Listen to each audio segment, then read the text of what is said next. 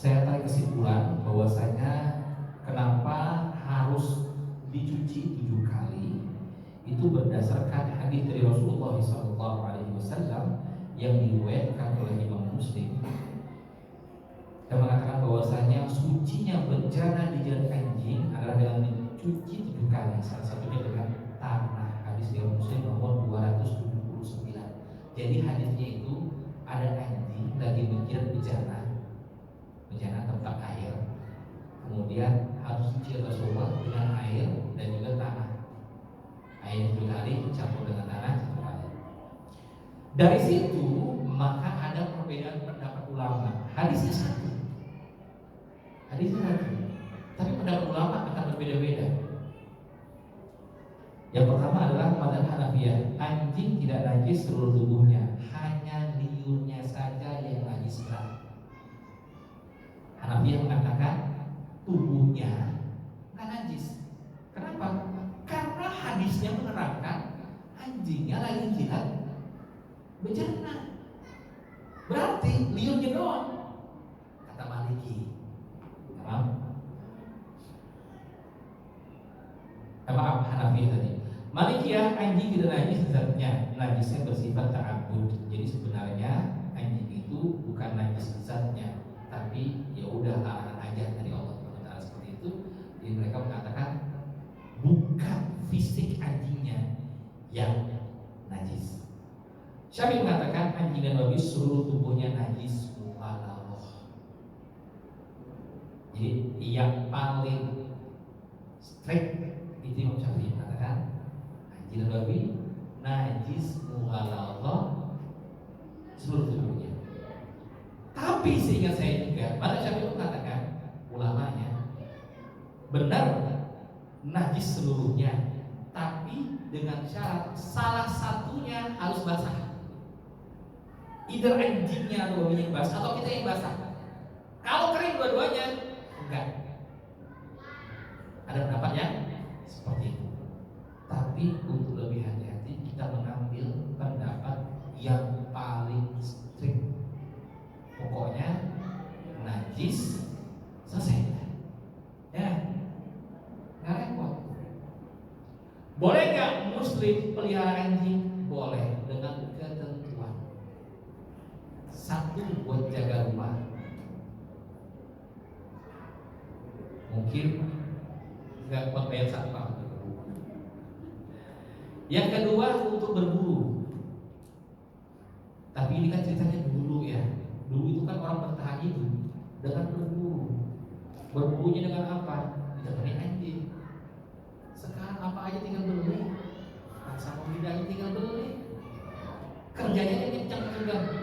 Biar banyak dapat duit, kasih istrinya, senang istrinya. Jadi emas, bidagi, sebagainya. Ya. Jadi sekarang itu sudah serba mudah. Nah, itulah pendapat ulama mengenai anjing dan babi. Padahal hadis satu.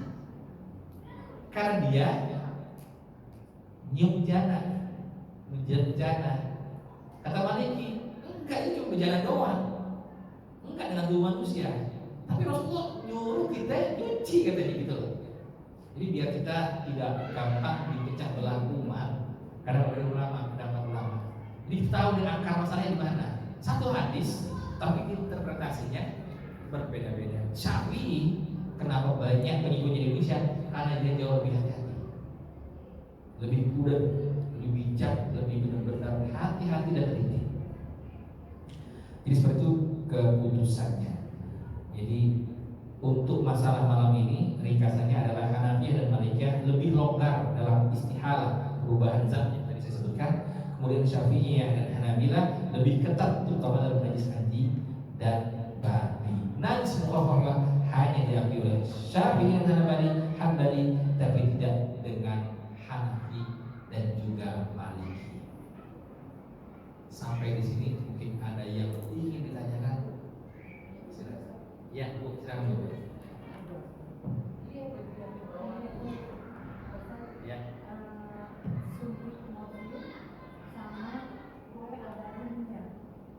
Suntik morfin.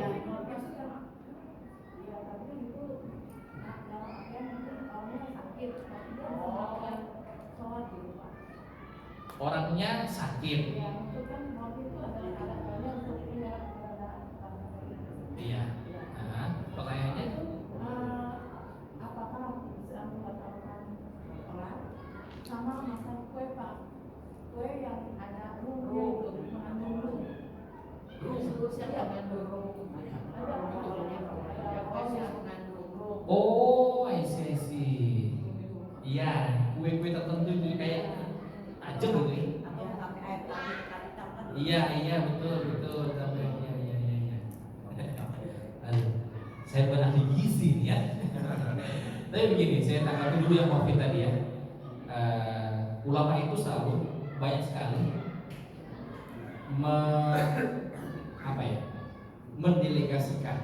mendelegasikan sebuah pendapat pada keahlian tertentu. Termasuk misalnya kita boleh nggak ya obat itu dicampur dengan alkohol dengan kadar tertentu. Kalau misalnya ahli yang mengatakan boleh, hanya ini yang bisa ngobatin, boleh. Ya, jadi itu termasuk sesuatu yang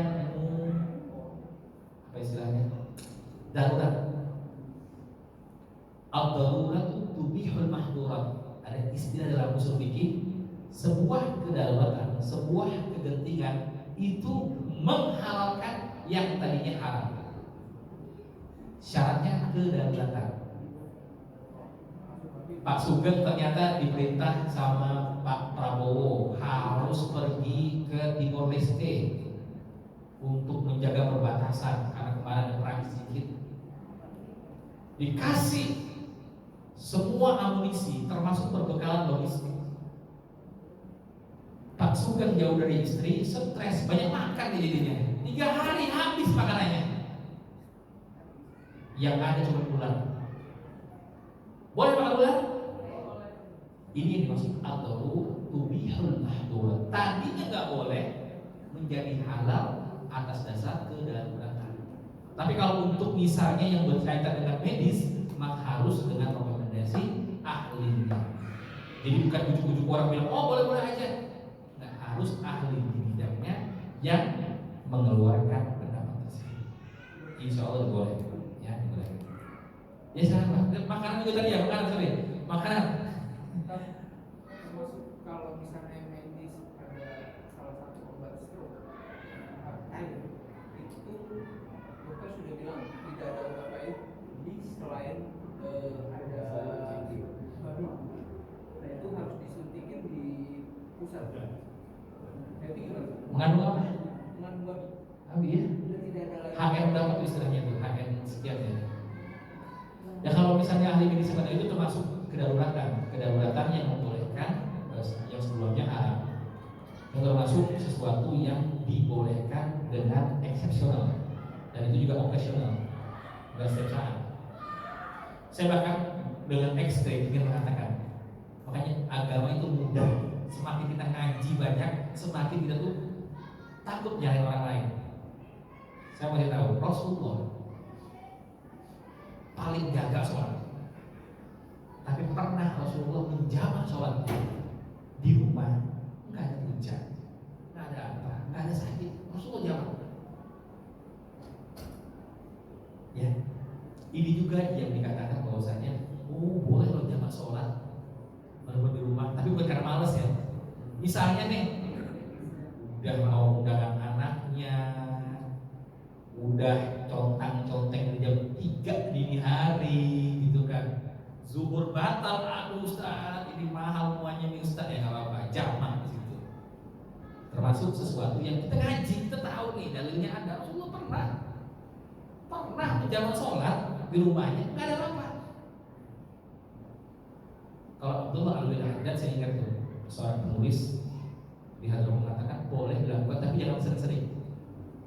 Ya setahun aku jatuh 2-3 kali lah ya, kayak begitu. Jangan sering kan, males namanya sering, ya kan? Pernah menjamak sholat tanpa ada uzur apapun. Rasulullah yang dikenal paling istiqomah, nggak mau mikirin apapun, pernah menjamak sholat tanpa sebab apapun. Bukan musafir, diterangkan, bukan musafir. Tapi jamak yang bukan kosor ya. Kalau jamak kosor itu harus, kalau lama Indonesia katakan minimal 80 kilo. 80 kilo kemana? Cikampek nyampe? Belum ya? 80 gitu udah nyampe mana? Simpang itu belum. Mau ke Bandung itu kan? Ke Bandung itu simpang itu udah mau ke Bandung Padalarang itu udah 80 udah bisa berarti ya. Berarti di rest area yang mau keluar Padalarang udah bisa tuh kayaknya. Ya, udah bisa jamaah dan kosan. Ya silakan Pak Nirwan tadi ya. Siapa? Oh iya, saya cuma mau konfirmasi aja tadi kan anjing katanya diperbolehkan kalau di dalam rumah. Berarti kalau begitu kalau ada kebun pasang anjing beberapa ekor diperbolehkan di pokok saja. Bisa, boleh. Bisa ya. Pokoknya untuk keperluan itu boleh. Nah, Itu satu. Yang kedua kan banyak literasi mengatakan mayoritas kapsul itu dari gelatin babi. Cuma kita nggak tahu mana yang dari gelatin, mana enggak. Ada pada saat kita menerima obat kapsul dari dokter, nah, bisa jadi dia ada gelatin, bisa jadi dia tidak. Andai kan pada saat dia adalah dari gelatin, dan itu sifatnya bukan darurat karena kita akan mengkonsumsi itu secara jangka panjang. Nah ini gimana dengan sholat kita apakah batal terus selama kita mengkonsumsi kapsul yang dari gelatin babi itu? Pak, saya percaya Allah tidak dititipin sembuh itu dari sesuatu yang najis. Jadi kalau tanya saya pribadi ya, Allah tidak titipkan obat itu di sesuatu yang najis. Kalau begitu tanya lagi Pak, ini ada gratis nggak Pak? Gitu. Pak dokter suruh jawab gitu. Kalau nggak boleh lewat BPOM yang apalagi sekarang sudah ada badan penjamin produk halal kalau saya ya. Indonesia sudah terpisah, sudah ada. Pak Haikal Hasan ya gitu ya. Tanya itu, Pak Haikal ini benar halal apa tidak halal ini? Tanyain. Secara online mau dia mesti, ya untuk memastikan itu halal. Tapi saya yakin Allah itu tidak menitipkan sesuatu pada yang haram. Obat itu. Ya, kita yakin aja, kita cari betul-betul. Saya waktu dengar vaksin meningitis ada babinya, sampai sekarang belum pernah. Mau mulai gimana? Boleh nggak dengan cara lain sih bilang? Ya nggak pakai suntik juga bisa nggak? Walaupun suntik ya, kalau pemerintahnya membolehkan ya itu pemerintah yang nanggungnya udah. Itu gimana? Nggak gitu kita nggak bisa rungkong, ya kan? Saya nggak pernah sampai sekarang Pak. Pokoknya gimana caranya dapetin tuh kartu warna oranye saya bilang kartu kuning. Saya nggak mau. Ya. Ada lagi silakan ya. Tadi minimal kan sahur aja kalau pas dulu udah boleh sholat. Kayak gitu kalau dasar kan harus sampai berapa gimana? Saya kira kalau ibu-ibu beda. Ibu-ibu beda. Ibu-ibu itu tidak sama dengan laki-laki. Laki-laki itu saya tarik aja deh. Saya tarik. Ya, ini to be honest. Laki-laki itu bu, masalahnya cuma dua dalam hidup ini. Uang sama ranjang. Bener gak Pak? Uang sama ranjang. Dua ini ada, beres. Dua ini kurang, masalah itu hidupnya. Kalau cemberut, tanyain Pak, Bu, Bang ada duit gak Bang? Gitu. Iya. Ranjang sama uang, udah selesai. Kalau perempuan enggak. Perempuan itu fitnahnya ada di harta. Hati-hati kalau kita enggak kerja keras. Bisa ditinggal kita Pak, nggak punya harta ditinggal. Ya, makanya di surga itu tidak ada bidadari nggak ada, nggak penting bagi perempuan. Yang penting kan kelak. Dan wa'ala alihi washabihi ajmain. Nggak cuma satu, teman-temannya juga. Ya, itu fitnahnya perempuan. Jadi perempuan itu lebih bisa mengontrol hawa nafsunya. Alangkah baiknya ini tidak berlaku dengan laki-laki saja. Jadi pakaian untuk seorang itu dipisahkan. Itu jauh lebih hati-hati dan kita lebih tenang. Lebih tenang. Ya minimal lebih wangi lah Bu ya. Karena kalau kita sholat yang paling wangi. Ingat kata Allah Subhanahu Wa Taala, wahai anak manusia, khudzu zinatakum 'inda kulli masjidin. Ambil pakaianmu yang terbaik kalau sholat. Periksa ya. Makanya pakaian sholat jangan yang paling murah. Kalau ada di budget setahun, jangan baju lebaran doang dibagusin, baju sholat. Mukena itu bukan Idul Fitri doang yang bagus. Yang setiap setiap hari dipakai itu nggak mesti mahal, yang penting nyaman, wangi, nyaman, wangi. Prioritas itu ya, bos itu yang nomor satu. Udah kita kan Allah yang bakal ngasih kita kebahagiaan dunia akhirat, masa kita balik. Mau interview aja uangnya minta ampun. Mau interview nih, belum tentu terima. Masa ada Allah yang ngasih kita kehidupan, yang ngasih kita surga nanti, kita masih itu ya. Biasanya kalau kita mau sholat, ambil pakaian yang terbaik ya. Kalau bisa kurangin pengeluaran yang lain. Yang untuk sholat nggak bisa ditawar, harus yang terbaik, wangi, bersih. Kita yang sholat aja beda.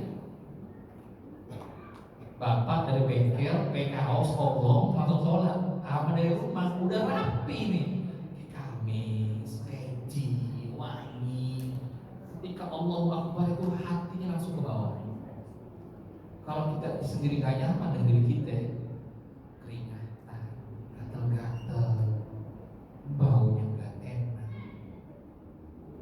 Tahu gak Bapak Ibu, malaikat walaupun dia itu adalah sifatnya nauraniyah, kalau bahasa nauraniyah itu sesuatu yang tidak kasat mata. Dia itu terganggu dengan bau-bauan. Malaikat itu terganggu dengan sesuatu bau. Yang nggak bisa lepas dari rokok minimal kalau mau sholat jangan rokok. Kalau mau dekat malaikat. Yang hobi jengkol pray dulu. Ntar habis makan baru habis sholat baru makan. Ya, yang hobi bawang makan bawang boba ikuti sebelum sholat. Nah, malaikat terganggu, apalagi sampai gantung. Malaikat terganggu, padahal mereka itu gak kasat mata.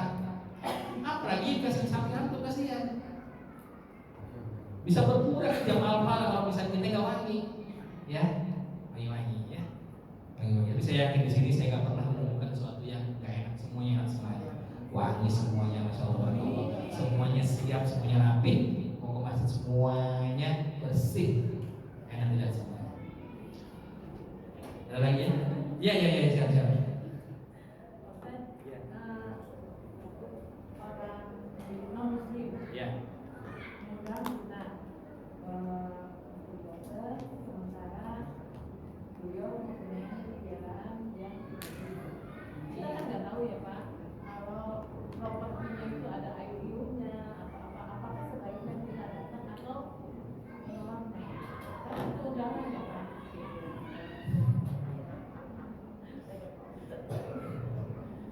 Datang atau tidak datang itu kembali ke ibu sebenarnya. Tapi begini, kita bisa memilah-milih sebenarnya sesuatu yang sering dijilat-jilat sama anjing ya biasanya. Saya rasa kalau tempat makan enggak. Yang justru diwanti-wanti penggorengannya. Pakai minyak apa itu yang harus dikasih. Bukan anjing, nggak mungkin anjing jilat wali gitu, nggak mungkin. Atau jilat piring nggak mungkin. Kalau tempat duduknya pendapat tuh harus basah. Jadi kita nyentuh dia basah, salah satu dari kita itu baru najis. Sebenarnya kalau cuma kan berarti itu adalah pihak ketiganya lagi. Itu sebenarnya nggak masalah. Walaupun sebenarnya sebisa mungkin kita nggak. Kalaupun datang sebenarnya nggak ada masalah. Yang harus hati-hati penggorengannya. Kecuali di catering diambil, dia nyemprotnya pakai apa? Gitu kan? Itu yang harus lebih hati-hati. Saya punya tetangga non muslim juga, ketika anaknya kawinan saya datang. Tapi tadi saya nggak makan. Menghormati, datang cukup untuk menghormati dia. Saya tahu itu adalah asbab hidayah kita pancarkan melalui silaturahmi kita. Karena hak jiran, hak tetangga itu mau muslim nggak muslim dapat, dan anaknya kita hormati. Sama kita juga kalau bagi-bagi kurban semua dapat. Bahkan yang muslim enggak. Insya Allah mudah kajian kita di sini malam ini mendapatkan berkah dari Allah SWT. Ilmu itu walaupun sedikit, yang penting bermanfaat. Yang penting kita amalin itu yang akan bermanfaat. Dan dengan ilmu itulah kita akan menghadap kepada Allah Subhanahu wa taala, dan jika dijemput kepada Allah Subhanahu wa taala dalam keadaan menuntut ilmu sebagai orang yang menuntut ilmu, insya Allah ditinggikan aja oleh Allah Subhanahu wa taala. Subhanakallahumma wa bihamdika asyhadu an la ilaha illa anta wa astaghfiruka wa atubu ilaik. Mohon maaf atas segala kekurangan. Wassalamualaikum warahmatullahi wabarakatuh.